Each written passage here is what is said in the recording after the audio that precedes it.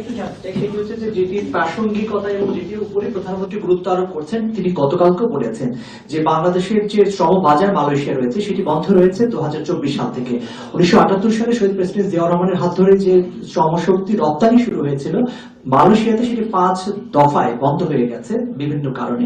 সবশেষ 2024 সালে বন্ধ হয়েছে। বাংলাদেশের অনেক মানুষ আছে যারা মালয়েশিয়া আসার জন্য বসে আছেন, আগ্রহী হয়ে আছেন, কিন্তু আসতে পারছেন না এই কারণে। এটি কবে নাগাদ খুলতে পারে? এই কোনো মানে আজকে যেহেতু আলোচনাটি হয়েছে, অনেকেরই প্রশ্ন যে এটি আসলে কবে নাগাদ শুরু হতে পারে, এই নিয়ে কোনো শ্রমবাজার নিয়ে মাননীয় প্রধানমন্ত্রী, মালয়েশিয়ার মাননীয় প্রধানমন্ত্রী এবং মান্যবর রাজার সাথে কথা বলেছেন।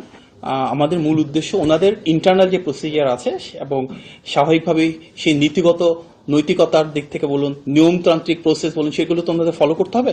তারপরে যতটা দ্রুত সম্ভব আমরা এগুলোকে উন্মুক্ত করবার জন্য অনুরোধ করেছি। মাননীয় প্রধানমন্ত্রী এই বিষয়ে বাংলাদেশের অবস্থান সুস্পষ্টভাবে তুলে ধরেছেন। বন্ধের বিষয়ে যেটা বললেন, বাস্তবতা হচ্ছে শহীদ প্রেসিডেন্ট জিয়াউর রহমানের সময়ই তো বিদেশে জনশক্তি শুরু হয়েছিল রপ্তানির ক্ষেত্রে। মালয়েশিয়ার বাজারে ওনার হাত ধরে উন্মুক্ত হয়েছে। আবার দেশনেত্রী এবং খালেদা জিয়া যখন সরকারে ছিলেন, প্রতিবার বিএনপি সরকারের সময় শ্রম বাজারে ব্যাপ্তি বড় হয়েছে। অনেকবার শ্রমবাজার বন্ধ হয়েছে, তবে খুব গৌরবের সাথে বলতে পারি তার সেটার সাথে কখনোই বিএনপি সরকারের সম্পৃক্ততা ছিল না।